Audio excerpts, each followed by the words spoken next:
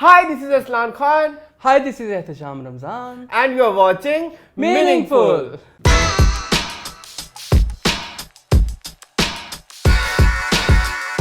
Welcome back to new and exciting episode of Meaningful. Meaningful है हमारा वो show जिसमें हम इंडस्ट्री की कुछ चलन में जो टॉपिक्स होते हैं उन पे हम अपने ओपिनियंस देते हैं, कुछ गॉसिप्स, कुछ न्यूज़, और इसके अलावा अभी अगर हम कोई इंटरव्यू आया तो उसको भी डिस्कस करते हैं, और हम अपनी एक वीकली फिल्म की एक सजेशन नहीं कहते कभी-कभी कि हम अपना एक ऐसे ही एक अपना एक्सपीरियंस शेयर करते हैं, मूवी डिस्कशन, मूवी का एक एक्सपीरियंस हमने जो फील किया वो शेयर करते हैं.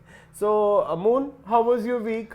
मेरा शुक्र है अल्लाह का अच्छा गुजरा. क्यों आज मुझे आप बहुत डल लग रहे हैं? बुझे लग रहा हूँ. बुझे असल में इरसलान, इसमें मेरा कसूर नहीं, इसमें आपका कसूर है. मैंने मुंह पे चपेट मारनी है.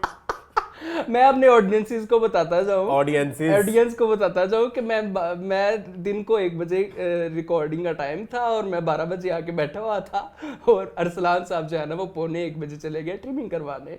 तो वो 2 घंटे बैठे रहे तो मैं डाल हो गया थोड़ा सा. तो मेरा ख्याल है कि बैटरी थोड़ी चार्ज हो जाएगी. ये आप ऐसे वाले बदले निकाल रहे हैं मेरे पे. ठीक है, लेकिन द थिंग इज, फिर मैंने कहा कि आज मेरा कोई मूड नहीं है, आज मैंने अपने बाल आउटसोर्स कराए हैं. आउटसोर्स?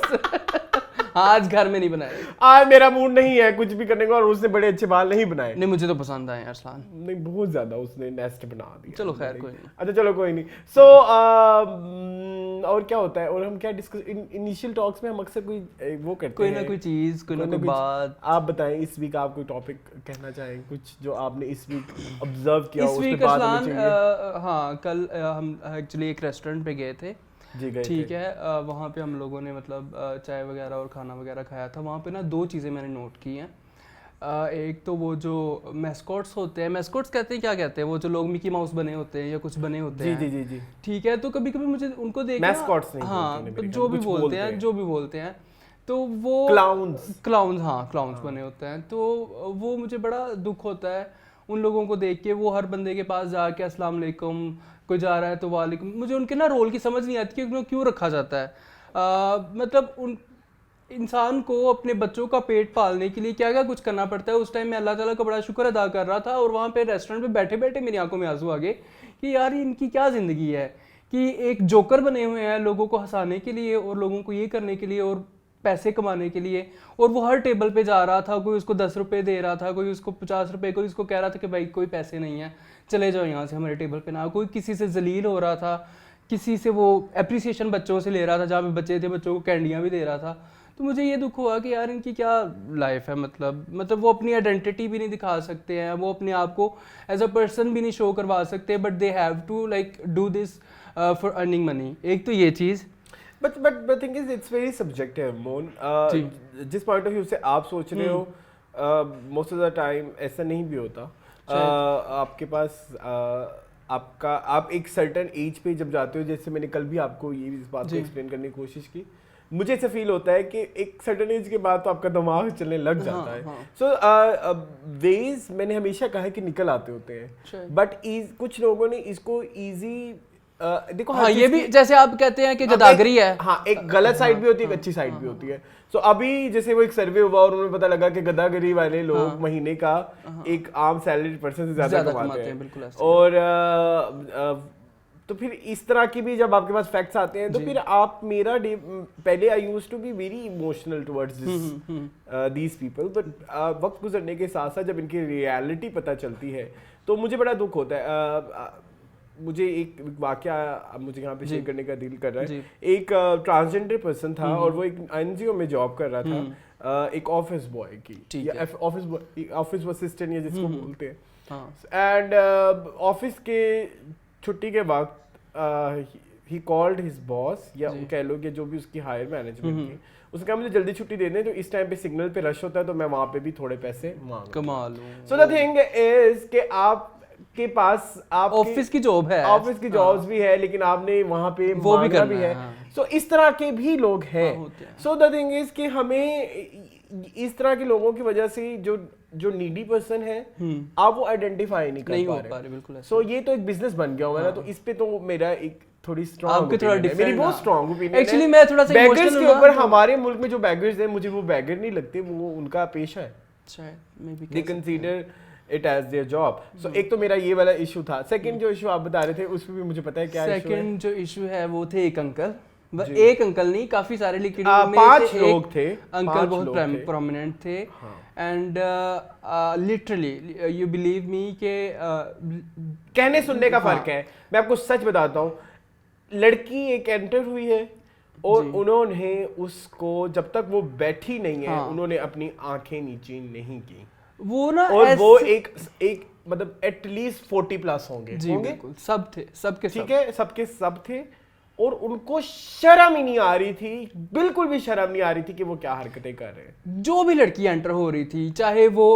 छोटी एज में है, चाहे वो बड़ी एज की आंटी है, चाहे वो बुरके में है, चाहे वो बुरके में नहीं है, ये भी था जी बिल्कुल, चाहे उन्होंने सर पे दुपट्टा किया हुआ है नहीं किया हुआ, चाहे उन्होंने, और इतनी घटिया नजर से वो देख रहे होते हैं, गलाजत भरी नजर, और उनको देख के ना मुझे गुस्सा आ रहा था, ठीक है, और मुझे तो क्रिंज आ रहा था कि हम कहाँ बैठे हुए हैं, हम 2022 में लाहौर शहर में बैठे हुए हैं और यहाँ के एक रेस्टोरेंट में बैठे हुए हैं। यहाँ पे अगर ये हो रहा है तो छोटे शहरों में, छोटे गांव में लोगों की नजरों का क्या हाल होगा। एंड सेकेंडली एक होता है कि आपने बाय चांस देख लिया और उसके बाद ठीक है आप थोड़ा सा ऐसे आप देख लेते कुछ सेकंड के लिए, मुझे इसमें कोई मतलब मैं इस चीज को भी अब हर चीज को, लेकिन वो तो घर तक छोड़ के आ रहे थे, वो जो एक होता है गंदी, मतलब देखते ही जाना, मतलब आपको थोड़ी शर्म आ जाए, आप कर क्या रहे हो, आपके घर में भी बैठी हुई है ना, तो फिर वो यही होता है ना, जैसे हम कहते हैं ना कि भाई मक्का फातिहा होता है। अच्छा, जो तीसरा एक इशू था जो मुझे बड़ा बुरा लगा, आई रियली वांट, अब मुझे नहीं उसका मैंने ये था कि जब वहाँ पे कवाली भी चल रही थी, लाइव कवाली चल रही थी, और लोग वहाँ पे उन पे पैसे फेंक रहे थे। क्या हम इस चीज से निकल नहीं आते कि जब आप कोई पैसे ऐसे फेंकते हैं तो ये तजलील नहीं है पैसे की? इसके अलावा जब पैसा आप फर्श पे फेंकते हैं, मुझे तो शादियों में भी पैसे फेंकने से बहुत बुरी चीज, आपका पैसा आपके पाँव के नीचे आता है, यानी कि आप अपने रिस्क है ना, उसको आप अपने पाँव में नोच रहे हैं, बिल्कुल ठीक है, और वो रिस्क आपकी क्या इज्जत करेगा फिर हम कहते हैं कि हम भूखे मर गए और ये हो गया वो हो गया, हमारे साथ हमारे नसीब भेड़े ये हो गया।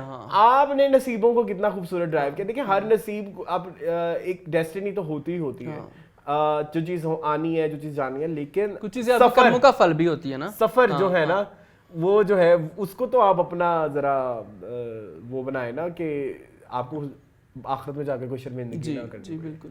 सो ये एक मेरा थोड़ा सा मैंने ये चीजें नोट की, और इसके अलावा बस तो अब हम अपने टॉपिक से चलें। प्लीज आज हमारे पास बहुत सारे बड़े इंटरेस्टिंग चीजें हमारे पास। सबसे पहला टॉपिक मैं ये लेके आ गया हूँ, हम दोनों ही लेके आ गए। सबसे पहला टॉपिक ये है कि हम अवार्ड जो होते हैं और जो कि हम के ड्रामास से रिलेटेड होते हैं, वो होने लगे हैं इस बार कनाडा में, और आजकल वो आप जो भी ड्रामा हम का खुलेंगे तो उस पे शुरू में क्या आते हैं। सो उन्होंने अपनी नॉमिनेशंस जो पब्लिक नॉमिनेशंस हैं वो अनाउंस की हैं, और उन पे उनका आप जाके उधर नॉमिनेशंस जो हैं उन पे आप वोट भी कर सकते हैं, आप कौन सा आर्टिस्ट जितवाना चाहते हैं और कौन सा नहीं जितवाना चाहते। क्या कहेंगे आप ओवरऑल अभी इस अवार्ड्स के बारे में? मैटर करते हैं हम अवार्ड्स? हाँ, मेरे लिए करते हैं जी, क्योंकि मेरे ख्याल में हम जो है ना वो ड्रामों का बाप है।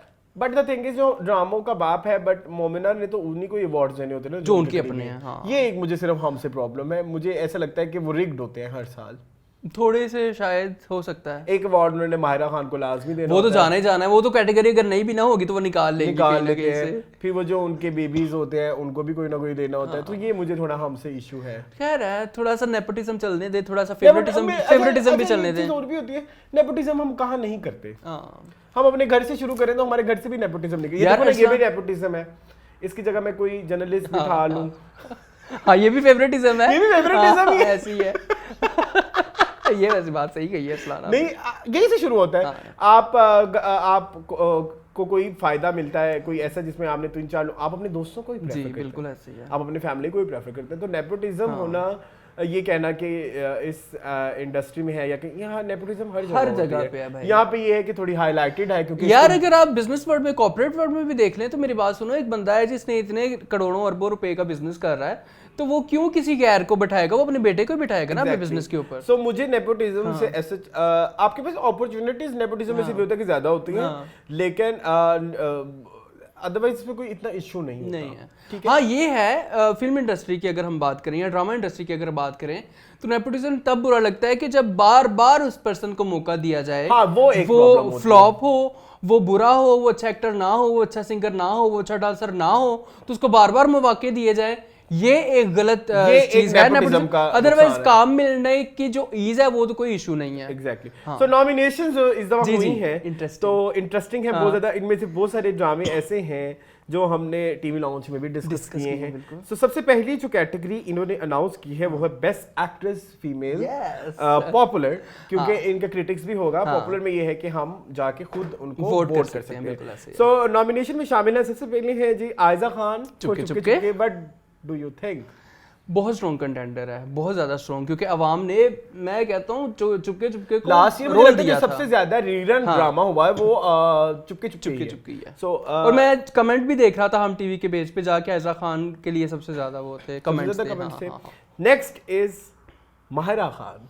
हम कहाँ के सच्चे थे, क्या कहेंगे किसकी पॉपुलैरिटी ज्यादा है, आयजा वर्सेस माहिरा? आयजा वर्सेस माहिरा अगर हम कहें तो आयजा। तो माहिरा की जो स्टारडम है वो काम नहीं आएगी? नहीं आएगी, आई डोंट थिंक सो। और काम के बारे में क्या कहेंगे हम? अच्छा था यार, कुछ सीन तो बहुत अच्छे थे हम कहाँ के सच्चे थे कि बहुत ज्यादा इमोशनल थे। ओके, सो नेक्स्ट इज सारा खान फॉर रक्से बिस्मिल। सारा खान की भी बहुत फैन फॉलोइंग है और उनका जो कैरेक्टर था रक्से बिस्मिल में, क्या नाम था उसका मुझे याद नहीं है। जोहरा। हाँ जोहरा, बहुत फैन फॉलोइंग थी। नाउ लेट्स सी क्या होता है। तो ये बात होगी सारा खान की, बट आई फील लाइक अभी हमने 3 डिस्कस किए हैं, आयजा, माहिरा, सारा जी। सो Aiza is most strongest, Aiza सबसे ऊपर है बिल्कुल। Now come Ushana Shah for आखिर कब तक। कोई चांस नहीं है। और आखिर कब तक देखा भी नहीं किसी ने, नहीं देखा। हाँ किसी ने भी नहीं देखा क्योंकि उसमें हम अगर एक्टिंग की बात करें तो आजकल she is doing great in hubs, but आखिर कब तक एक्चुअली 2 फीमेल लीड्स थी, एक सरा असगर थी और एक उशना शाह थी। वो एक उसके भी हरासमेंट पे जी वही है जिसमें फिर वो मर भी जाती है। जी सिरा असगर। असल में सिरा असगर का रोल ज्यादा था, उशना शाह का पार्ट बहुत कम था इस ड्रामे में, तो उन्होंने बस ऐसे घुसाया हुआ है मेरे ख्याल पे।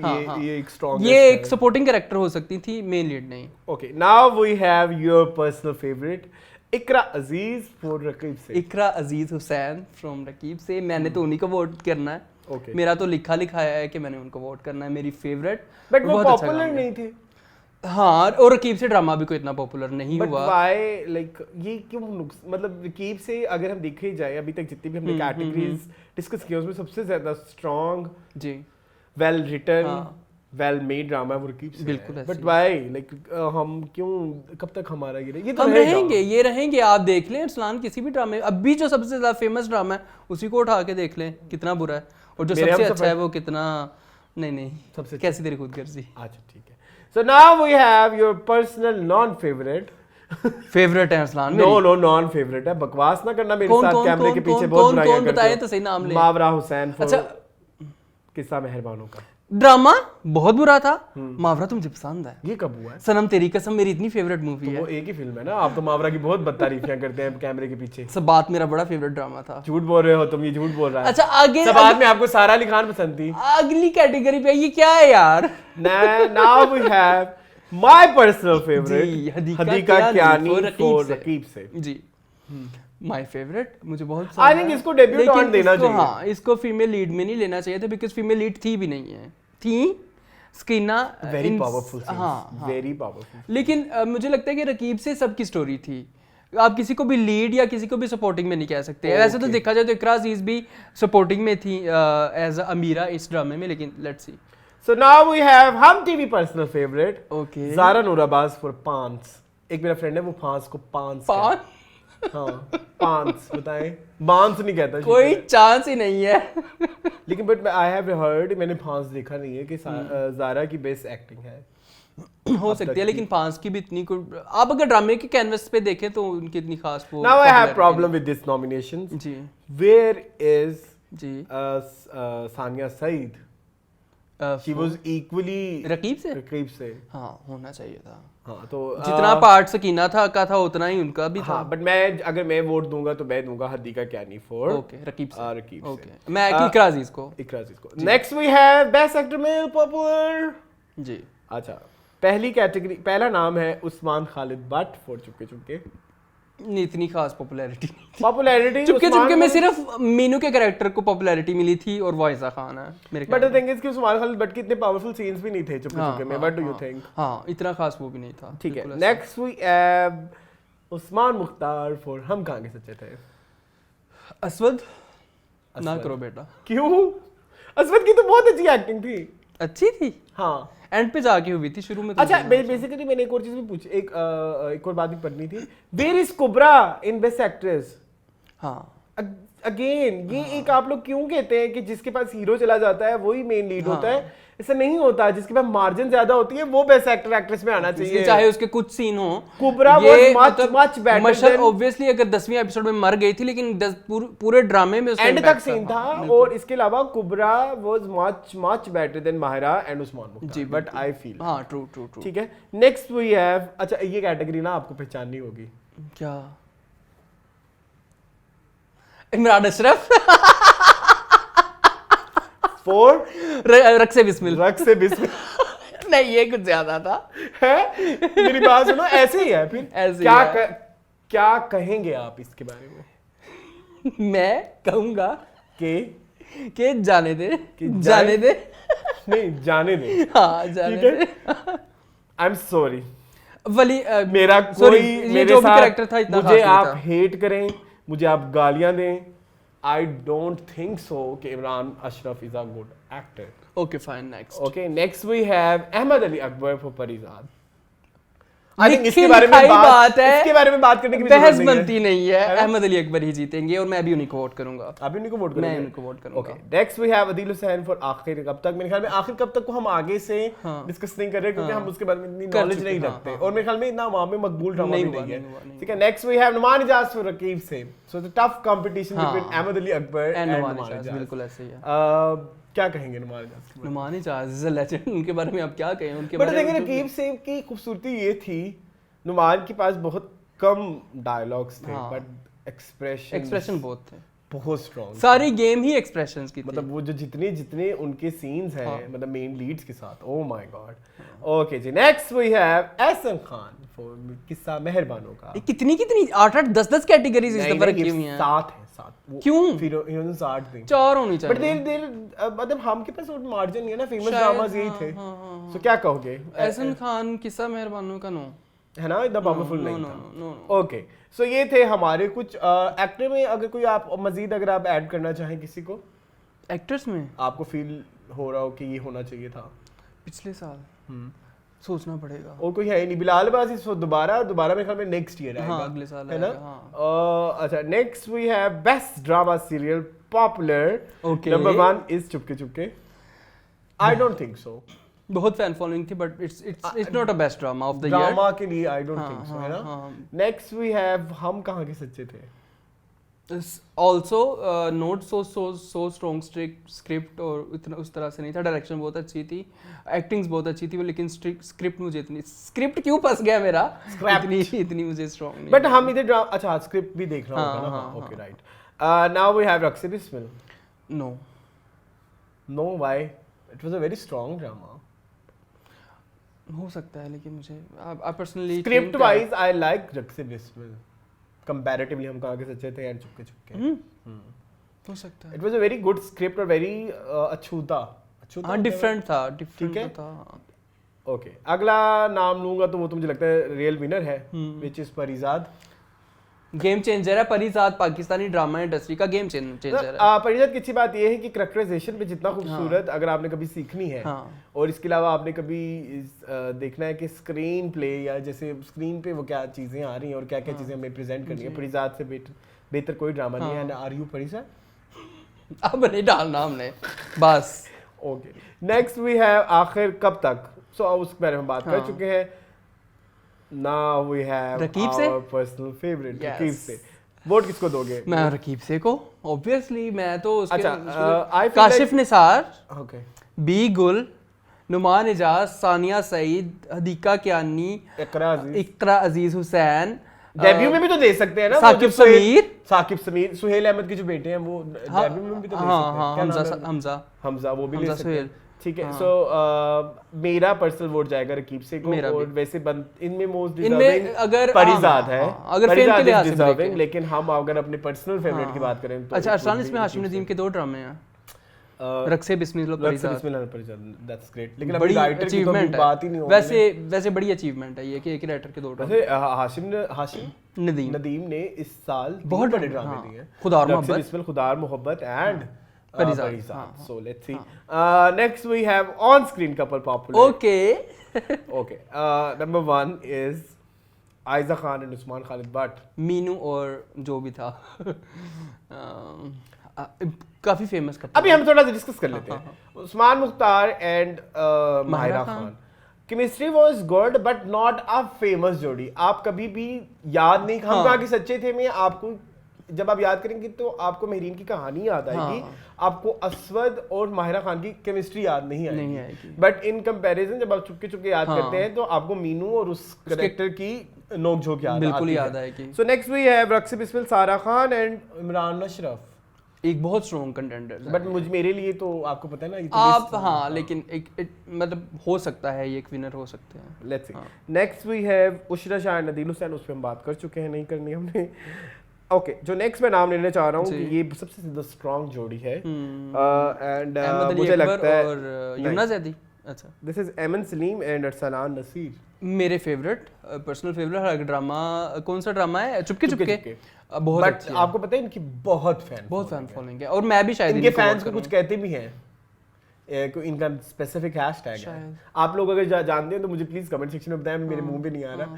सो next is last Yumna Zaidi and Ahmed Ali Akbar.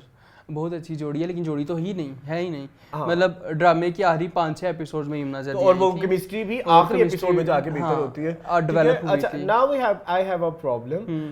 क्या हम जोड़ीज में सिर्फ हम लीड पेयर्स ही क्यों डालते हैं? Why can't we add Mashal and Mehreen? Why can't we add let's say Hadiqa Kiani and Sania Saeed, Hadiqa Kiani और इकरा अजीज और रकीब से? ये क्या मसला? अच्छा, जोड़ी के अलावा भी अगर हम देखें तो सिर्फ यंग कपल्स लिए हम ड्रामों के, जो ओल्डर कपल जैसे रकीब से की अगर बात करें तो उसमें सानिया सईद और नुमान इजाज का बहुत अच्छा पेयर बन सकता था। एग्जैक्टली, तो बन सकता था। चाह रहा था। सो हम ऐसे क्यों नहीं करते? बात करें आपा से। अच्छा, करते हैं किससे? सुल्ताना आपा से। सुल्ताना। अच्छा, चलो बात करते हैं। Okay, next we have best OST. Okay, so nominations are Chupke Chupke, no परे, कौन सा था इसका गाना? समथिंग लाइक दिस, परेशान क्यों लागे तू। अच्छा गाना। नो, अली जफर ने गाया था। नहीं। नेक्स्ट वी हैव हम कहाँ के सच्चे थे। ओफ, personal favorite. This song has my heart. Okay, मुझे लगता है कि लास्ट ईयर का सबसे अच्छा OST छोड़ो, गाना भी अगर कोई है तो वो वही है। हम कहाँ? It makes you like एक और ही जोन में ले जाता है, नहीं? बहुत। Okay, next we have Parizad. ना पूछ परिजादों से। No. But आपको पता है इस गाने की बहुत फैन फॉलोइंग है, और मैंने कभी इतना नोट नहीं किया। मेल आप याद देखें, आप, मैं आपको बताता हूँ, हम इसका फिनाले देखने गए थे। सो आपने नोट किया होगा वहाँ पे कितनी मेल बिल्कुल ऐसे मैंने जिंदगी में पहली दफा एक ड्रामा नोट किया है जिसको लड़कों ने ज्यादा शौक से देखा है। क्योंकि वो लड़के की कहानी थी। वैसे ऑल्दो मुझे इसी से भी इतराज है कि ड्रामे सिर्फ औरतें देखती हैं, मर्दों को नहीं देखनी चाहिए। ऐसा कोई इधर वो ड्रामा इस प्रिस्क्रिप्शन के साथ नहीं आता, कोई हार्ड एंड फास्ट रूल भी नहीं है, हर कोई देख सकता है, एंटरटेनमेंट है। लेकिन इस ड्रामे को ज्यादातर लड़कों ने मेल और व्यूअर्स ने देखा है। नेक्स्ट वी हैव रक्से बिस्मिल, कदिया मिल साथ। अच्छा गाना है यार नहीं मिलूंगा, आगे करो। अगला next we have Raqib Se. Raqeeb से का अगर सेकंड ओएसटी होता ना तो मैं उसको जरूर वोट करता। वो ओएसटी नहीं था, वो बैकग्राउंड स्कोर जो भी था।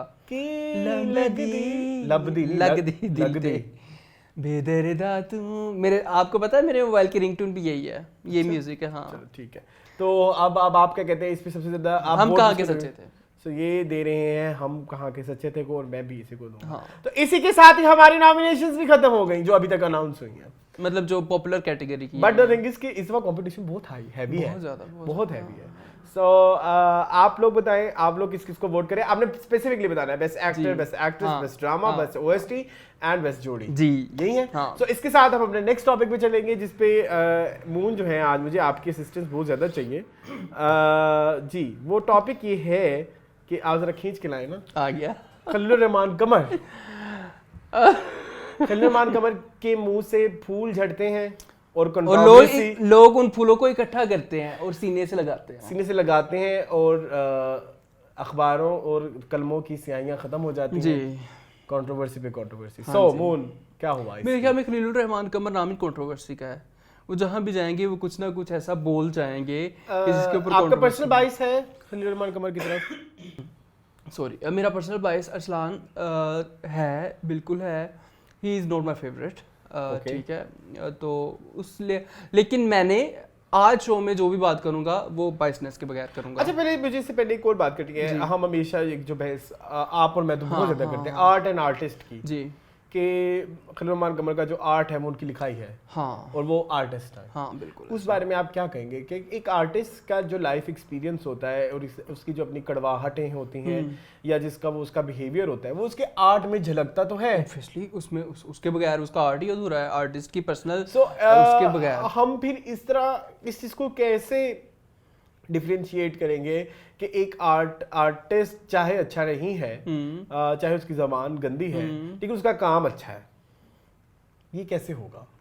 तो काम जेब में डाल के रख लेना आप। लेकिन देखो मेरी बात सुनो मून, काम एक ऐसा काम है जिसमें तो आपकी पर्सनल ओपिनियन ज्यादा जाएंगी। बिल्कुल जाएंगी। आपको फील नहीं होता? बिल्कुल जाएंगी, जाती हैं, आपकी पर्सनैलिटी का हिस्सा होता है ना। बेसिकली आपकी राइटिंग आपका कैथार्सिस है ना। आपके अंदर जो गुबार है वो किस तरह निकलेगा? राइटर तो लिख के निकालता है। सो इस बहस को हम कब खत्म करेंगे कि खलीलुर रहमान कमर बंदे अच्छे नहीं है लेकिन ड्रामे बड़े अच्छे लिखते हैं? ये कैसे, इसके बारे में आप क्या कहोगे? ये चलती रहनी है अरसलान बहस, ये चलती रहनी है, ये कभी ख़त्म नहीं होगी जब तक खलीलुर रहमान कमर है, ठीक है। मैं कभी कभी सोचता हूँ कि यार मैं ये फलाना ड्रामा जो है इनका वो ना देखूँ, और मैंने नहीं देखी। आपने शायद देखा हो, मैंने खलीलुर रहमान कमर का एक भी ड्रामा नहीं देखा। मैंने देखे हैं। आपने देखा है वो मेरे पास तुम हो देखा है आपने वो देखा है, मंजली देखा है मैंने, मेरे प्यारे अफजल देखा है, सदके तुम्हारे देखा होगा आपने? सदके तुम्हारे मैंने देखा। अच्छा, okay, I hope problem, okay ठीक है। सो अच्छा चलें। तो मैंने उनका कोई ड्रामा भी नहीं देखा। मूवीज मैंने उनकी देखी हैं, पंजाब नहीं जाऊंगी उन्होंने, मैंने उनका सिर्फ एक काम आज तक देखा है, वो है पंजाब नहीं जाऊंगी, ठीक, मुझे अच्छी लगी है, इतनी बुरी नहीं फिल्म थी, अच्छी स्क्रिप्ट थी, सारा कुछ जो भी था।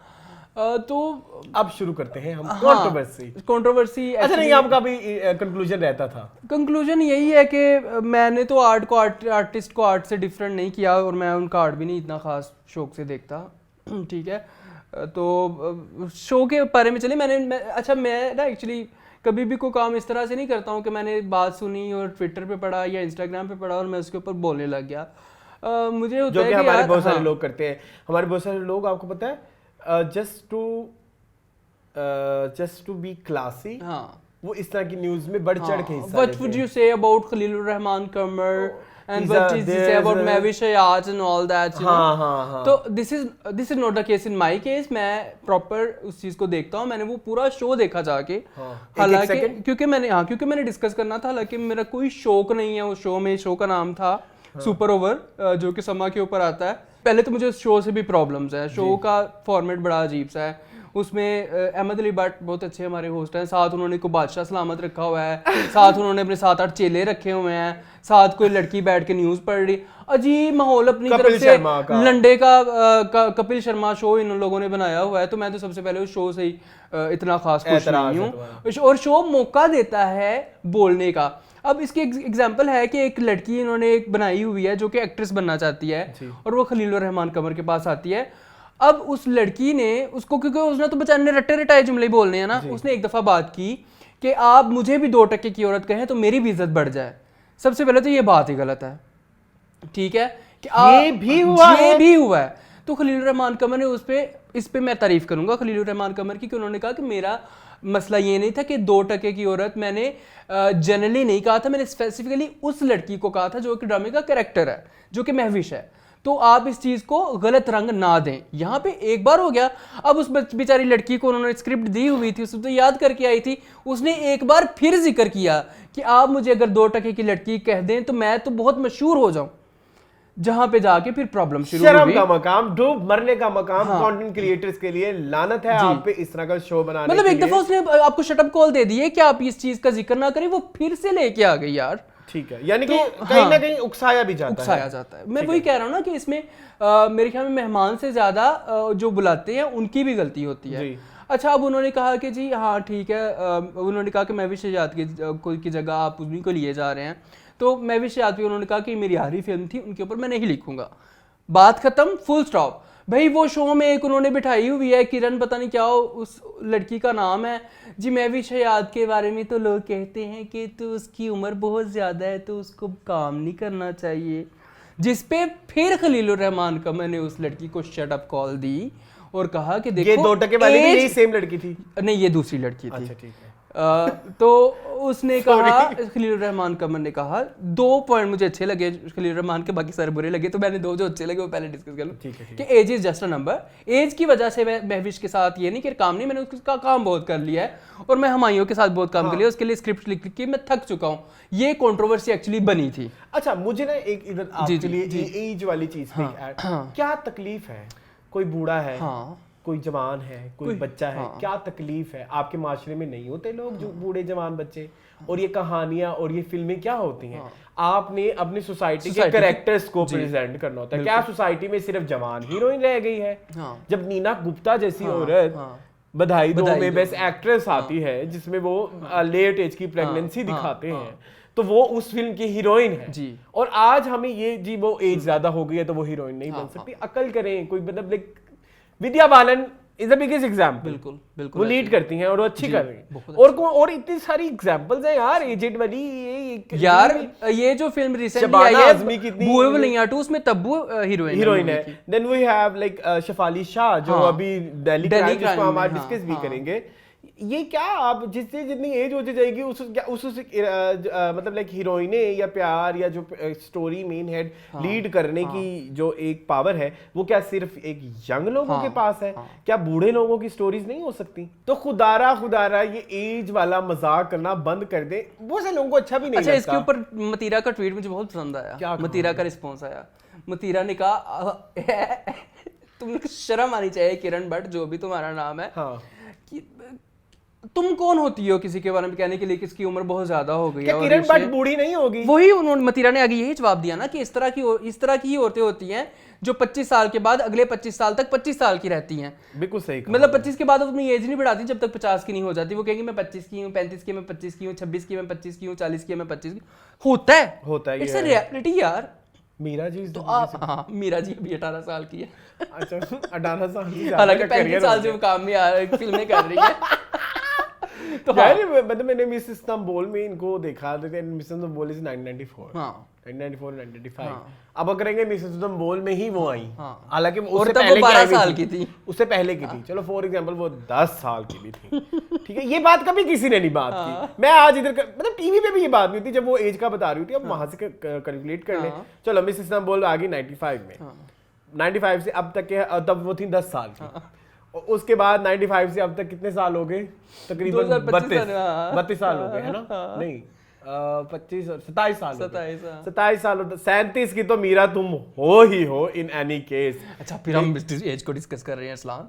नहीं तो नहीं, मैं ये कह रहा हूँ कि एज, वो जो जिस तरह कहते हैं ना कि वो हीरोइन नहीं आएगी, मेरा उस पे सवाल है। मेरा ये है कि जो एज छुपाते हैं उनसे तो मेरा इख्तलाफ है, उनसे मेरा इख्तलाफ रहेगा, क्योंकि ये इन्हीं वजहों से तो फिर एज छुपाई जाती है। बिल्कुल ऐसे ही रीजन यही है ना कि हम बूढ़ी होंगी तो हीरोइंस नहीं है, हमें काम कौन देगा?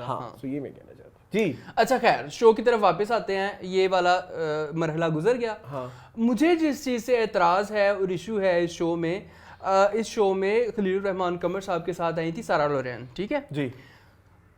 उस बंदे ने उस बंदी को इतना अनकंफर्टेबल किया कि जिसकी हद नहीं है। सबसे पहले तो वो आई है तो अहमद अली भट्ट ने कहा कि आपका नाम मोनालिसा है, सारा लोरेन है, आपके तो नाम की समझ नहीं आती। तो आगे से लीडर समर कहते हैं कि इनको तो मोना से सारा बनने की ज़रूरत ही नहीं थी, मोना बड़ा प्यारा नाम था, भाई उसका नाम है वो लेना चाहती है, आप क्यों एक बंदे को बैठते बैश करने बैठ गए और उनके बारे में गलत चीज़ें करने बैठ गए। मोना ने स्क्रिप्ट किया है खलील रहमान कमर का। कौन सा? मैं मर गई शौकत अली। अच्छा। हर उन्होंने कहा कि मेरी बड़ी फेवरेट एक्ट्रेस रही है या ये वो सारा कुछ, ठीक है। अच्छा, फिर यानी कि आप कह रहे हैं कि उन्होंने उधर भी उन्हें अनकंफर्टेबल ठीक है। अगला स्टेप आ जाए, अगले स्टेप पे जहाँ बहुत ज़्यादा अनकंफर्टेबल किया, जहाँ पे बेचारी मुझे लगा कि अब रोने लग जाएगी।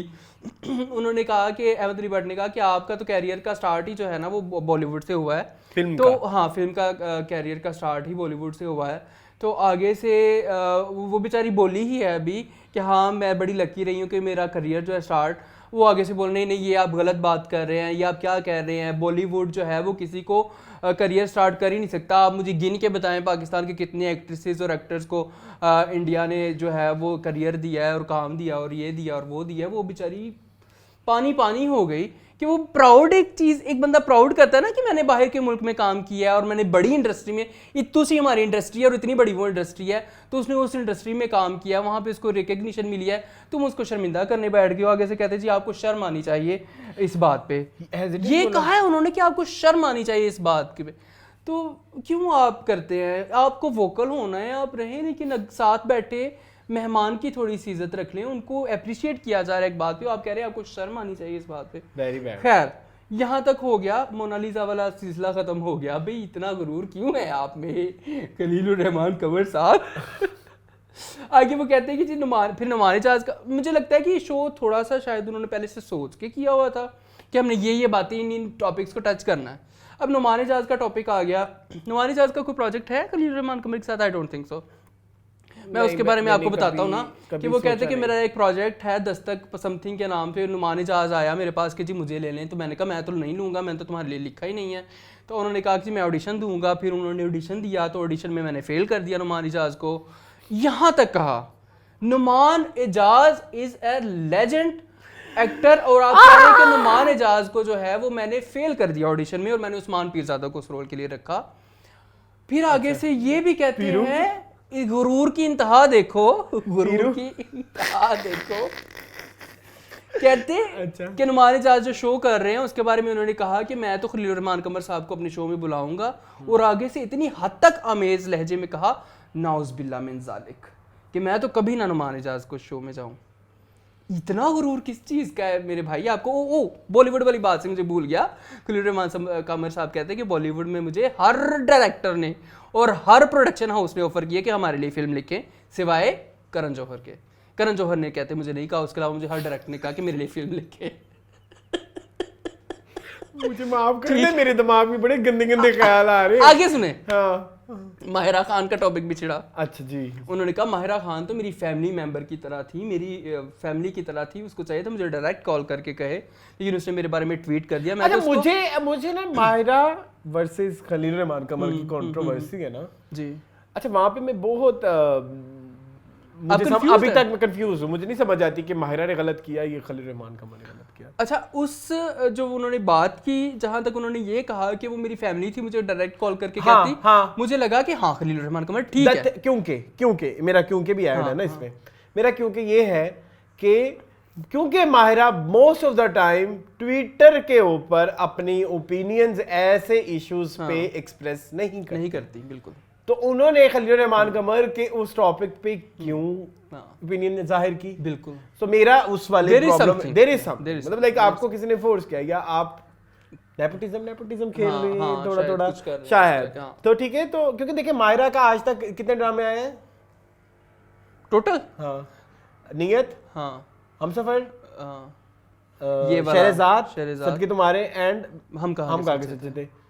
4 जो है ना ये हम टीवी पे हैं। हाँ, तो बात खत्म हो जाती है इसके बाद ही, ठीक है। तो उनका हम टीवी वर्सेस खलील रहमान कमर भी क्लैश है जी। सो वो क्योंकि बाप है ना हम टीवी सबका, सो बाय बाप है, सुल्ताना आपा सबकी आपा है जी जी, सुल्ताना आपा है, नाम ही कितना बड़ा यार, ठीक है। सो सुल्तान है ना वो। सो इसलिए मुझे इस वाले मामले में ना मुझे खलील रहमान कमर ठीक मतलब सही या गलत लगते हैं, ना मुझे मायरा ठीक और गलत लगती है। तो आगे फिर अहमद अली भट्ट जो कि बहुत प्रोवोकिंग थे, उन्होंने प्रोवोक किया कि अपने मुंह से कोई ऐसी बात निकाले, तो उन्होंने आगे से कहा कि माहिरा के साथ काम करेंगे, कहता मैं मर जाऊंगा तो फिर शायद मेरी को स्क्रिप्ट माहिरा को बढ़ा दे, मेरे जीते जी तो कोई मेरी स्क्रिप्ट माहिरा को नहीं दे सकता, ठीक है। फिर अहमद अली भट्ट ने फिर प्रोवोक किया कि अगर माहिरा खान आपसे माफी मांगे और आप उनसे माफी के, तो मैं किस चीज की माफी मांगू भाई, क्योंकि माहिरा ने अपोलोजाइज कर लिया होगा। मैं किस चीज की माफी मांगू भाई, मैंने कुछ किया ही नहीं, तो ठीक है खत्म करो, बात खत्म, यहाँ पे हो गया, शो खत्म। हुमायूं सईद का भी एक टॉपिक था, हुमायूं सईद का, तो उन्होंने आज के बाद हुमायूं सईद के साथ, हाँ ये उन्होंने कहा था कि मैं हुमायूं के लिए लिख के थक चुका, लेकिन उसके बाद उन्होंने इसकी एक्सप्लेनेशन भी दे दी थी ना, अच्छा कि it was just for fun. इस सब चीजों के बाद I want to add something जी जी। शो का कॉन्टेक्स्ट इज कॉमेडी, हाँ सो तुम्हें नहीं लगता बहुत सारी चीजें कॉमेडी में उनकी कॉमेडी ऐसी होती है? किसकी? खलील रहमान कमर की, मतलब फीकी, हाँ सॉरी क्या कहोगे यार, आप मजाक की भी एक लिमिट होती है ना, आप हर चीज़ को तो मजाक के कॉन्टेक्स्ट में नहीं लेके जा सकते। मतलब अगर आप मोनालिसा को कह रहे हैं कि आपको शर्म आनी चाहिए कि आप ये कह रहे हैं कि इंडिया में काम करने से जो है वो आपको करियर स्टार्ट हुआ है, तो आप ये गलत कह रही हैं, तो आपको शर्म आनी चाहिए, एक इटसेल्फ एक बहुत गंदा लफ्ज़ है, तो आप मजाक में सोच समझ के करें, आप अल्फाज का चुनाव उस तरह से करें और एक आपके एक्सप्रेशन बता देते हैं कि आपके अंदर क्या चल रहा है। अच्छा मुझे ना एक मसला है जी, खलील रहमान कमर आज से ये ऐसे नहीं है जी, सिंस आई थिंक मेरे पास सुमो से ये चल रहा है, या वो उससे पहले का भी चल रहा है, हाँ। बहुत पहले का चल रहा है, बहुत पहले का, लेकिन क्या हमारे टीवी चैनल्स को शर्म नहीं आती? आपका कोई म्यार नहीं है? जो कंटेंट हेड्स हैं या कंटेंट जो संभाल रहे हैं, उनको नहीं लगता कि इस तरह की चीजें हमारी पब्लिसिटी में प्रॉब्लम करेंगी? बैड पब्लिसिटी, या आप बैड पब्लिसिटी नहीं ना होती, तो उनको आप समा चैनल के उस यूट्यूब चैनल पे जाके शो के कमेंट्स देखे, Khalil Rehman Qamar great personality, our national hero, our Quaid Azam, our Allama Iqbal, great personality. तो फिर ये वही है ना जो रेस्टोरेंट में बैठ के लोगों को एंड तक पहुंचा के आते हैं, उनके नजदीक तो औरत की कोई औकात ही नहीं है, ठीक है। तो मुझे तो खलील रहमान कमर की बहुत सारी बातों से बहुत ज्यादा एतराज है, उनकी ओपिनियन से इशू है, मैं हूँ बाइस्ड उनको लेके, लेकिन अब इस मामले में और हम क्या ऐड कर सकते हैं, क्योंकि उन्होंने देखें उधर शो में बैठ के भी जो कि रिकॉर्डेड है और जिसमें आप कटिंग भी चला सकते हैं, बिल्कुल, उस सब में भी उन्होंने कितनी कुछ चीजें बोल दी। और एक और बात मैं इधर मजीद ऐड करना चाहूँगा, हम लोग जो स्क्रीन पे आते हैं, हम तो बहुत छोटे हैं, मतलब बहुत ही छोटे, 2000 हमारे सब्सक्राइबर्स हैं, ठीक है, और हम वैसे नहीं हैं जो कैमरे के पीछे हैं जी। हमारे भी बहुत सारे फिल्टर्स होते हैं जो लग के हम कैमरे, हजार दफा एक बात करने से पहले सोचते हैं कि भाई ये बात कर सकते हैं, करेंगे नहीं करेंगे, लेकिन मतलब एक इंसान कैमरे पे इस तरह है तो बिहाइंड द लेंस कैसे होगा? सेकंड थिंग आती है उसके कंट्रोल, क्या राइटर के पास इतना ज्यादा कंट्रोल है कि वो जो है इसको भी काट देगा, उसको भी काट देगा? अच्छा हाँ, एक और बात हुई, अहमद अली भट्ट और खलील रहमान कमर की आपस में फ्रेंडशिप की शायद बात हुई, तो वो उन्होंने कहा कि जो लंदन नहीं जाऊंगा में कैरेक्टर गोहर रशीद ने किया ना, वो अहमद अली भट्ट के लिए लिखा था, तो इसलिए वो इतना मुझे बिल्कुल पसंद नहीं आया, मेरा फेवरेट कैरेक्टर नहीं था, उन्होंने इतना अच्छा नहीं किया जितना अच्छा आप कर सकते थे। तो ये भी हुआ कि गोहर रशीद ने इतना अच्छा काम नहीं किया जितना अहमद अली भट्ट कर सकते थे। वो तो अपने काम को भी ऑन नहीं कर रहे, हाँ नहीं कर रहे ना, कभी भी नहीं किया उन्होंने। That's very bad. I think इसके बारे में आप लोग भी अपनी ओपिनियन शेयर करें कि इस सारे मामले में क्या आप खलील रहमान कमर की कौन सी बात से एग्री करते हैं और कौन सी बात से एग्री नहीं करते, ठीक है। इसके बाद हमारे पास न्यूज़ तो हो गई खत्म, अब हमारे चलेंगे कुछ हमारे जो रेगुलर वीकली सेगमेंट्स है, एक और भी है, फ्लड पे जो हाँ यार वो बड़ी अच्छी, मैं बहुत कुछ स्टार्स हैं, कुछ हमारे इंडस्ट्री के लोग बहुत काम कर रहे हैं, मुझे बड़ी खुशी हो और रही है। वो बहुत एक्टिवली काम कर रहे हैं, जैसे हदीका कियानी है, हदीका कियानी मीरा जी ने वो पूरा वो किया न्यूयॉर्क में, न्यूयॉर्क जिसमें उन्होंने अपनी वो एक डांस परफॉर्मेंस दी फ्लड रिलीफ के लिए, उसके लिए। यार मैंने आज सुबह देखा शाइस्ता वाहिदी बड़ा अच्छा कैंप लगा के, जी उन्होंने कैंप लगाया है जिसमें वो लोगों को ट्रीट कर रहे हैं, और वो सभी मेडिकल जो अमला नहीं जो फर्स्ट एड वगैरह होगी, ये ऐसी चीजें जिससे बीमारियां, आपको पता है पानी खड़ा हो जाए तो उससे बीमारियां होती हैं, बहुत बीमारियां, बहुत सारी स्किन के इश्यूज होते हैं, तो उन उस चीजों से रिलेटेड शाइस्ता बहुत अच्छी बात है doctor Shaista Wahidi. Then we have Tamkenat. अच्छा तमकीनत भी तमकीनत जो है वो डेली एक लाइव सेशन करती हैं जिसमें शी एक्सप्लेन्स कि क्यों ज़रूरी हैं ये दवाइयाँ, और प्रॉपर वो मेडिकल जो है वो पूरा प्रोसीजर समझा रही हैं लोगों को कि अक्सर मेनिस्ट्रेशन में औरतों का अक्सर जो प्रॉब्लम्स होती हैं, क्योंकि उन एरियाज़ में ये चीज़ों की बहुत ज़्यादा इशू है। फिर कुछ लोगों ने बोला अच्छा, एक फिर सोशल मीडिया पे भी गंदी गंदी वार स्टार्ट हो जाती हैं।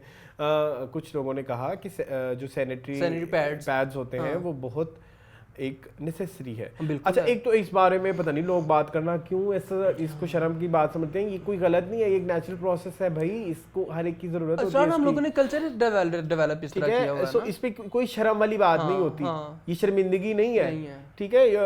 इसके तो किसी ने कहा कि क्यों जी सैनिटरी पैड क्यों जरूरी है, फिर तो शेविंग किट भी जरूरी होनी चाहिए।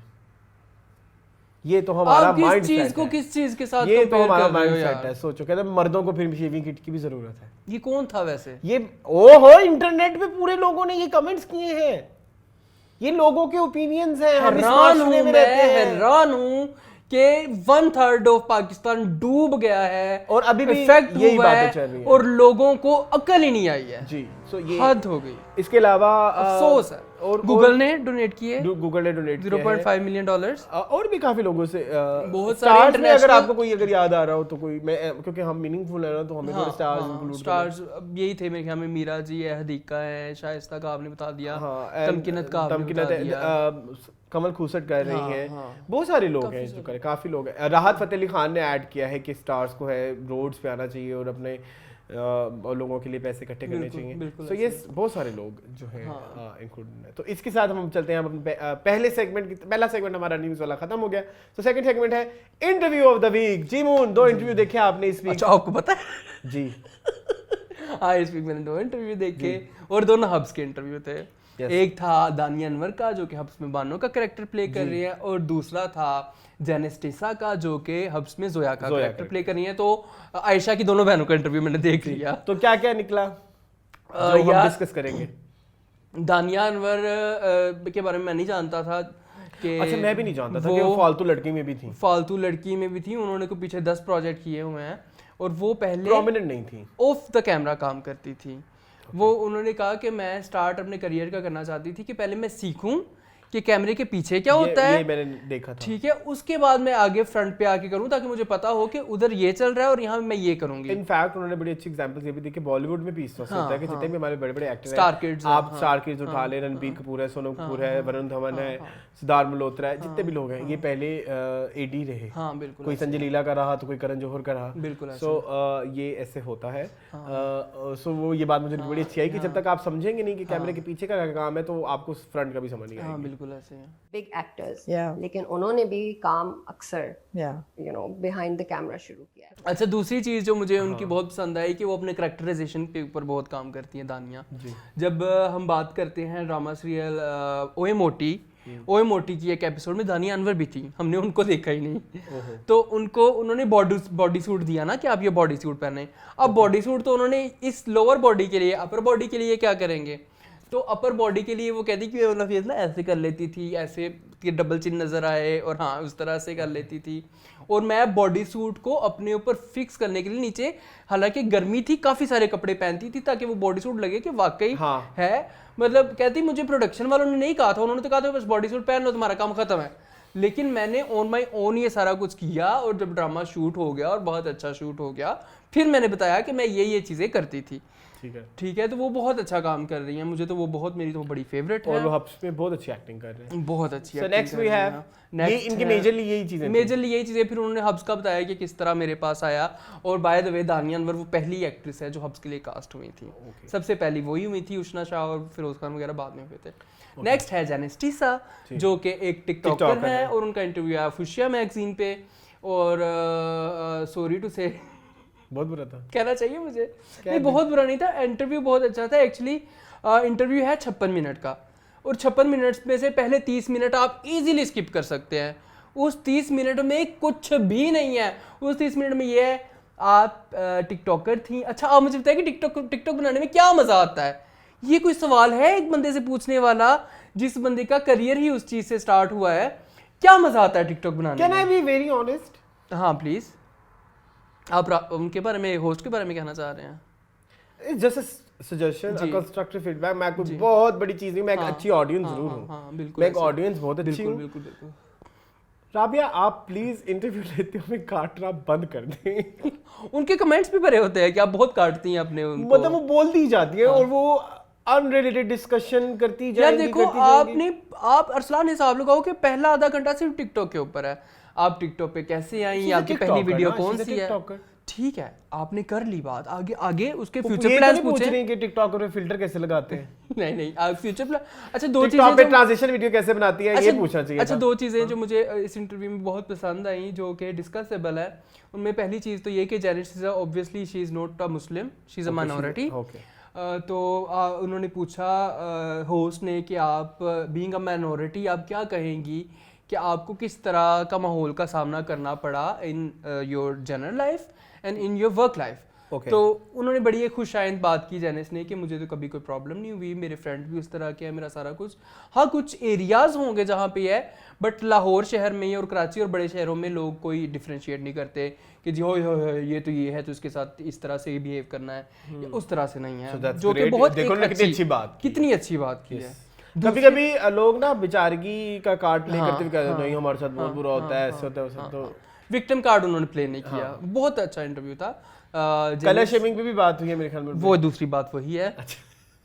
दूसरी बात ये हुई कि होस्ट ने उनसे पूछा कि because you are dark skinned, ठीक है, तो आपको उसके बारे में किस तरह के हालात का सामना करना पड़ा। फिर उन्होंने बचपन से शुरू किया जेनिस ने कि मैं तो स्कूल से बुली होती आ रही हूँ, स्कूल में बुली हुई, कॉलेज में हुई, और इवन कह रही हब्स ड्रामा अगर आप देखें पहली कुछ एपिसोड, तो हम लोग बड़े फैमिली वाले शौक से देखते थे, कमेंट्स पढ़े, उस पर नीचे कमेंट आए थे इस काली को लेने की क्या जरूरत थी, ये काली कलोटी क्यों ली है ड्रामे में। कहती हम लोग फैमिली वाले और मैं इतना सैड होती थी इस बात पे कि आप मेरा काम देखो, अगर आपको जोया के कैरेक्टर में कोई मसला आ रहा है, उसकी एक्टिंग में कोई मसला आ रहा है, तो उसके बारे में बात करिए, आप रंग के ऊपर बात क्यों कर रहे हैं? बोलो I will improve my self, but अगर आप ये कह रहे हो ना इस काली को तो हटाओ यहाँ से। ऊपर से कहती मुझे इंडस्ट्री के बड़े बड़े लोगों ने, प्रोड्यूसर्स ने और डायरेक्टर्स ने कहा कि तुम लीड नहीं कर सकती हो क्योंकि यू आर डार्क स्किन्ड, तो लीड करने के लिए जो है वो गोरा होना बहुत ज़रूरी है, तो तुम इस तरह से कुछ ट्रीटमेंट करो या जो भी है। इंडस्ट्री को शर्म आनी चाहिए। मेरी बात सुने आमना शेख, माशाल्लाह कितनी बड़ी एक्ट्रेस है हमारी। देन वी हैव मारिया वास्ती, हाँ, देन वी हैव लेजेंड है वो। और कौन है हमारी इंडस्ट्री में? मैं अपनी इंडस्ट्री में ढूंढ रहा हूँ ना। और कौन है जो थोड़ी डार्क स्किन है लेकिन वो बड़े कामयाब है सभी की। अगर है भी तो सही यार, हम ब्राउन पीपल है ना। हाँ, हम ब्राउन पीपल। सनम सईद। हाँ, सनम सईद कितनी बड़ी एक्ट्रेस है। और भी काफी है यार, काफी है। अगर आप निकाल के देखें, इंडस्ट्री को शर्म आनी चाहिए। जो ये होता है कि जब आपने किसी बंदे, ये यहाँ पे फिर नेपोटिज्म आती है, तुम्हें पता है? यहाँ पे आती है कि जब आपने किसी बंदे को रिजेक्ट करना है तो आप उसको उसकी इनसिक्योरिटीज की बेसिस पे बहाने बनाने लग जाते हो ना। ठीक है, हाँ। तो मुझे ऐसा लगता है कि यहाँ पे कुछ लोग अपने आप को छुपाने के लिए गलत चीजों का इस्तेमाल करते हैं, जो कि मेरे ख्याल में जेनिस के साथ हुआ है। जेनिस के साथ यही हुआ है मेरा ख्याल है। ठीक है, सो आई थिंक दैट्स इट। बहुत दोनों इंटरव्यूज बहुत अच्छे थे और आप प्लीज जरूर जाके हमारे चैनल पे ना देखें, रेलेवेंट चैनल्स पे देखें। Movie of the week, movie of the week में मैंने अरसलान एक्चुअली देखी एक दो मूवीज। सबसे पहले तो मैंने देखा डेली क्राइम जी, जो कि मेरा रहता है 1.5 एपिसोड, जो कि मैंने अरसलान रात को 11 बजे शुरू किया। हाँ, मैंने कहा कि मैं 1-2 एपिसोड्स देख लूंगा, मैं बाकी सुबह देख लूंगा। मेरे साथ धोखा हुआ है लेकिन तुम वो स्टोरी बाद में बताना। अच्छा ठीक है। तो वो खत्म हुआ 5 बजे और मुझे पता ही नहीं चला, जबकि मैंने 1 एपिसोड देखनी थी और मैंने सारी एपिसोड, वो इतना एंगेजिंग है और इतना वो है कि आप स्क्रीन प्ले इतना अच्छे से, और यार एक्टिंग बहुत अच्छी है शिवाली शाह की। बस पर 6 लोगों ने पर हमला किया इस लड़की के साथ। यार वो शेफाली शाह को क्यों नहीं इंडिया की बेस्ट एक्ट्रेस डिक्लेयर कर देते? मुझे तो ये है कि अच्छा, मैं उसके बारे में आपको एक बात बताऊं, शेफाली शाह इतनी रियल है कि आपने उसको शेफाली शाह की तरह देखा ही नहीं। आपको लग रहा है कि वो वाकई एक ऑफिसर है जो अपना केस कर रही है। हाँ। मेरे साथ ये हुआ कि मैंने एक बंदे के साथ बैठ के देखा वो इतना कोई बदतमीज इंसान था, उसने मुझे कहा कि चलो तुम ना अभी काफी बीच में छोड़ देते हैं, कल आके दोबारा से देख लीजिए। जब वो कल वापस आया वो इंसान, तो उसने कहा मैंने घर जाके देख लिया था, और ये आपके साथ धोखा हो गया। और मेरे साथ धोखा हो गया, और मैंने अभी तक मेरा 1.5 एपिसोड रहता है बहुत। बट जितना मैंने देखा है उस एतबार से तो मुझे बहुत अच्छा, उसमें मैसेजेस बहुत अच्छे हैं। अच्छा, शेफाली शाह के अलावा और बहुत अच्छी कास्ट है, जो जिनमें रसिका दुग्गल मेरी फेवरेट है, जो मिर्ज़ापुर में भी थी। उसके अलावा बड़े अच्छे एक्टर्स हैं। उसमें सबसे अच्छी जो बात मुझे ये लगी कि उन्होंने उसके साथ उसके सीजन के साथ एक मैसेज भी दिया है। मैसेज इस तरह से है कि उनके उधर एक दिल्ली में एक कम्युनिटी है जिसको DNTs कहते हैं, ठीक है, जो कि ट्राइबल लोग हैं।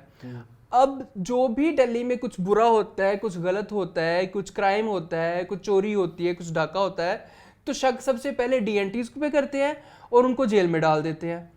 तो उन्होंने इस स्टीरियोटाइप को खत्म करने की कोशिश की है कि जब भी कोई क्राइम होता है, कुछ गलत होता है, कर रहे हो, ये स्पॉइलर है। हाँ। उसके जिम्मेदार DNTs नहीं होते। तो ये तो फिर स्पॉइल हो गया, यानी कि जो केस होगा वो DNTs ने नहीं किया होगा। देख ले आप बस, ठीक हो गया स्पॉइल। शर्म करो तुम थोड़ी, मेरा भी रहता था moon. I hate that. Okay next क्या देखा? मैंने एक मूवी देखी जी, बताएं। राजकुमार राव की, राजकुमार राव ना, हाँ, हिट मैंने नहीं देखी, और वो बहुत पिटी हुई मूवी थी। नहीं यार इतनी अच्छी नहीं थी। आई लाइक थ्रिलर्स, बट मुझे इसमें म्यूजिक नहीं चाहिए, मुझे वो म्यूजिक कॉमेडी नहीं चाहिए, मुझे एक है विलन टाइप थ्रिलर नहीं चाहिए। उसमें एक तो ये इशू था, एंड सेकंड जो उसमें इशू था कि मैं वो इंसान नहीं हूँ जो कि वेट करेगा कि 2 साल बाद फिर नई फिल्म आएगी तो फिर फिल्म कंक्लूड होगी। नहीं, ऐसे तो उन्होंने अभी आधी स्टोरी करी, पार्ट्स में, केस 1 केस 2, और ऊपर से वो किसी तमिल तेलुगु मूवी की कॉपी थी। You're a classic case of post-traumatic stress. तो वो आपको पता है फिर मैं इस तरह की फिल्में नहीं देख सकता जो कंक्लूड ना हुई। जी बिल्कुल, पता नहीं आप लोग एक टेंशन होती है ऐसी फिल्में जो कंक्लूड ना हुई और भी वेट करें अगले साल का। तो खैर बाकी मैं हाउस ऑफ ड्रैगन्स देख रहा हूँ, 2 एपिसोड हो गए, बड़ा ही मजा आया। आप उसके एक्सप्लेनेशन वीडियोस क्यों नहीं डाल रहे अरसलान? यार वो बड़ी टेक्निकल है बनाना, मैं जिस तरह से एक्सप्लेनेशन चाह रहा हूँ ना, वो एक तो मुझे एक प्रॉब्लम है, मुझे नाम याद नहीं रहते। मुझे लिख के पढ़ने और तो फिर ठीक है, तो वो एक बड़ा मसला आ रहा है। अच्छा खैर हिट में सानिया मल्होत्रा भी थी। सानिया मल्होत्रा मेरी फेवरेट, आपकी बड़ी फेवरेट है वो, लेकिन मैं देख नहीं पाऊंगा। हाँ चलो खैर, चलो छोड़ो। तो इसी के साथ हम चलते हैं कमेंट सेक्शन में। आज हम गिव अवे भी अनाउंस करेंगे जी, कमेंट सेक्शन में आ जाते हैं जी। सो कमेंट सेक्शन में जब हम जाते हैं तो इस दफा कोई बहुत ज्यादा कमेंट्स नहीं किए लोग, आप लोगों ने प्लीज किया करें। ओके जी, शुरू करते हैं। सबसे पहले तो एक इंसान है, वो पता नहीं मेरे पीछे ही पड़ गया है, उसको मैं डिस्कस ही नहीं करना पसंद करता, ठीक है। नेगेटिविटी जो है हमें लाइफ में नहीं चाहिए, नेगेटिविटी नहीं चाहिए। हाँ। रेहान गिल कहते हैं जितने मर्जी गेम शो आ जाएं, जितने मर्जी होस्ट आ जाएं, सबका पापा फहद मुस्तफा है। Now one can beat him, Jeeto Pakistan is best show. I also agree, हाँ बिल्कुल। आई विश तमाशा जो है वो फहद मुस्तफा होस्ट करते हैं। सुंदरम झा का कमेंट आया, कहते हैं waiting for your movie of the week. तो करती है, हाँ हम हर वीक। हाफ स्ट्रीले कहते हैं सिलाब के डेज हैं, बहुत मुश्किल टाइम है, अल्लाह सब सिलाब जबदान की मदद करे, आमीन। Violence is against our Islamic and social norms but someone breaks the news that maybe it's releasing in Pakistan soon. Let's see उनका भी अगला देखते हैं। Let's see why there is need to comment like that as Ifat Umar did. She not even relevant in Pakistan industry, not Bollywood. No, it was not trolling. A person just share his views. Ifat एवें खाम खा में आ गई। ये किसका comment है? Half सुरीले का। Half सुरीले। इफ़त उमर है, उनके बारे में हम कुछ नहीं कर सकते। Iffat is everywhere. हाँ, she is everywhere. जीनियस बेटी कहते हैं love the show enjoyable Arslan I'm very much impressed from you as you give your best every time where Allah will give you a lot of success in life thank you आमीन thank you so much so much दिल से thank you Salman ज़ेर कहते हैं let's be real हम सब star plus देखकर बड़े हुए हैं बिल्कुल उसमें हिंदी की लैंग्वेज मीडियम था हर इंसान का अपना बोलने का स्टाइल होता है as long as it's not crossing the norms it's okay to use any language as medium of communication बहुत शुक्रिया सलमान आपने मेरा साथ दिया इस बात में दैट्स रियलिटी एक जबान जो है वो मजहब डिसाइड नहीं करती अब जैसे फॉर एग्जांपल दिल्ली में जो लोग रहते होंगे वो हिंदी बोलते होंगे तो वो मुस्लिम है ठीक है या जो अफ्रीका में लोग बोलते हैं जो अपनी लोकल लैंग्वेज बोलते होंगे तो वो भी अफ्रीकन मुस्लिम कंट्रीज हैं बिल्कुल सो ये इसका कोई लिंक नहीं है सलमान जी कहते हैं हाँ अरसलान यूट्यूब कमेंट्स में मजमून लिखने का हुनर है वैसे मैं बड़े बड़े मजमून लिखता होता हूँ मजाक किया था वो सीरियस हो गया लड़का नहीं सलमान प्लीज आप हमें माफ कर दें सलमान जी कहते हैं may almighty bless the departed souls and help the flood affected आमीन सुमा पीपल आमीन हमारी गवर्नमेंट ने खाक नहीं करेगी कुछ नहीं करना अभी तक नहीं किया बस फोटो शूट्स करवाए हैं एंजेलिना जोली बनकर you right get well soon moon meaningful में एसन की जगह आए हैं लेकिन मून में अपनी एक अलग जगह बना ली है thank you so much gaming Sultan कहते हैं इफ़त को बिल्कुल सही ट्रोल किया है आपका अपना व्यू है लेकिन मुझे नहीं लगता next we have Asad views एक बात मुझे थोड़ी अजीब लगी कि बहुत से लोगों ने हिंदी में बात करने से मना किया लेकिन अगर कोई फन वे में बात करता है तो मैं इसमें हर्ज क्या है बहुत से हमारे इंडियन ब्रदर्स सिस्टर्स भी देखते हैं मीनिंगफुल को उन्हें कितना बुरा लगेगा You are absolutely 100% सही मीनिंगफुल सबका है और कोई भी जुबान बोली जाए हर्ज क्या है समझ आनी चाहिए बस मैं कहूँगा कि आप पंजाबी वर्ड्स क्यों बोलते हैं सिंधी वर्ड्स क्यों नहीं बोलते please stop thank you so much ये में मेरा नाम है तुम्हारा नाम नहीं है आप एक दफा ले चुके हो असद का है यार मून तुम कितने सीधे हो कोई भी बात सीधी कह देते हो मतलब मुंह फट हूँ मैं डरते भी नहीं किसी को बुरा लग जाएगा वैसे ये मुंह फट नहीं है नेक्स्ट इज भाई नहीं हो तुम ओके नहीं मुंह फट नहीं हो हाँ लेकिन उसका बिंदास उसका मतलब कहने का था भाई इन फ्लड इफेक्टेड डिस्ट्रिक्ट में मेरा डिस्ट्रिक्ट भी शामिल है सांगड़ डिस्ट्रिक्ट आपने न्यूज में सुना होगा हमारे आसपास काफी पानी है कहाँ से सांगड़ से मेरी वाकई सांगड़ से मुझे एक बात याद मुझे पता है वो एक ही जोक है जो आप जिंदगी भर सुनाएंगे वो हम इधर नहीं चलाएंगे कौन सा डॉक्टर साहब मैंने आपसे बात करनी थी मोहम्मद विलायत बात कर रहा हूँ जी सांगड़ से चुप कर अच्छा सर आप प्लीज बताइएगा आप मोहम्मद विलायत को जानते हैं कि नहीं चुप कर जाओ नेक्स्ट है असद व्यूज वो कहते हैं अस्सलाम वालेकुम आज काफी मजा आया मीनिंगफुल देख के और मून में काफी नची है कौन से एनर्जी ड्रिंक पीकर आते हो चाय बट एसएम की कमी महसूस हो रही है शो में एसएम करते हैं भी कमी महसूस होती है इंशाल्लाह सलमान से भी कहते हैं left the show missing SM but the show must go on thanks Arsalan आपने मीनिंगफुल को कंटिन्यू रखा despite SM unavailability now it's Moon and Arsalan और मून आपका बहुत बहुत थैंक्स आपने मीनिंगफुल को वेलकम आमना सहर कहती है एक थी लैला की राइटर फायजा इफ्तिखार है it's a mini series good okay then we have Ghulam Mustafa जो कहते हैं respect for you both very impressive discussion at the end of the episode thank you so much next we have Ayan Atiq अरे भाई मारो मुझे ये भी गिव अवे का कह रहे हैं तो हम करते हैं सो इसके बाद अब हम गिव अवे अनाउंस कर दें लिख लिया आपने लिस्ट बना ली जी मैंने बना ली पहले उनसे साइजेस पूछ लीजिएगा साइजेस तो अब वो मुझे इंस्टाग्राम पे बताएंगे ना जाके कोई एक्सेस होता है कोई एक्सेल होता है कोई मीडियम कोई लार्ज शर्म करो